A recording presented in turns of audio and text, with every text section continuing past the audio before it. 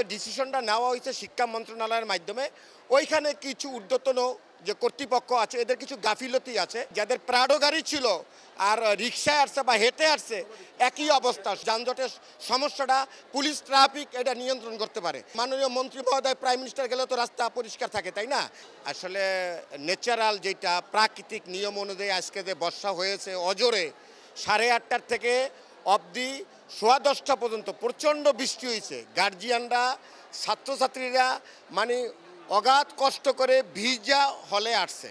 আসলে এটা বলার কিছু নাই। মেইন এলো আমি মনে করি যে ডিসিশনটা নেওয়া হয়েছে শিক্ষা মন্ত্রণালয়ের মাধ্যমে, ওইখানে কিছু ঊর্ধ্বতন যে কর্তৃপক্ষ আছে এদের কিছু গাফিলতি আছে।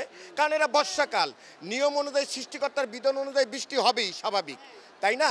এখন আমরা আজকে ভিজে মানে সন্তান নিয়ে যাদের প্রাডো গাড়ি ছিল আর রিক্সায় আসছে বা হেঁটে আসছে একই অবস্থা। সবাই বাচ্চারা ভিজে দৌড়ে ক্লাসে ঢুকছে। হ্যাঁ, তো এইটা হইলো অত্যন্ত দুঃখজনক ব্যাপার। এই ব্যাপারে এমনি সেশন শট বাজে 2023-24 এখনও 22-23 লেখা, বাট পরীক্ষা হচ্ছে 24-এর জুনে, এন্ড অফ জুন হচ্ছে, তাই না? এইখানে একটা ব্রেকডাউন আছে।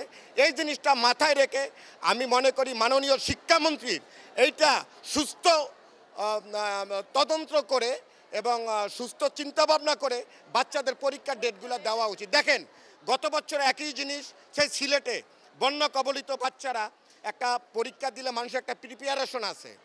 এখন আপনার 2 বছরের পরীক্ষা আপনি নেবেন 12 মাসে বা 13 মাসে নেবেন, সেইটাও যদি আপনার আনটাইমে দেওয়া হয়, অসময় দেওয়া হয়, বর্ষাকালে দেওয়া হয়, এই জিনিসটা খুবই দুঃখজনক।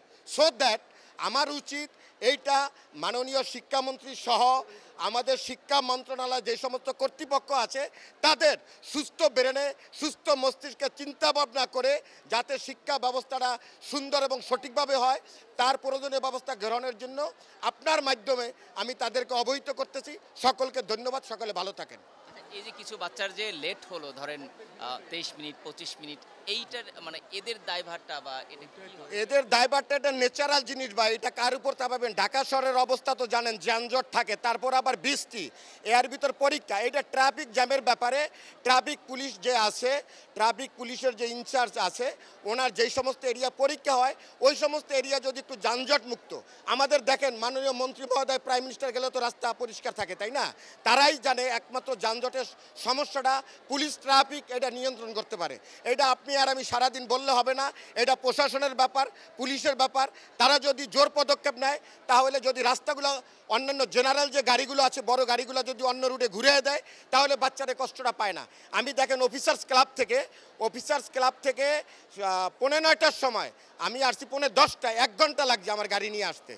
সো দ্যাট এইটা ট্রাফিকের ব্যাপার ভাই। এখন বাংলাদেশের তো জানেন যেই অবস্থা, এখন প্রশাসনকে স্ট্রিক হতে হবে, পরীক্ষার ব্যাপারগুলা মাথায় রাখতে হবে পুলিশ প্রশাসনকে।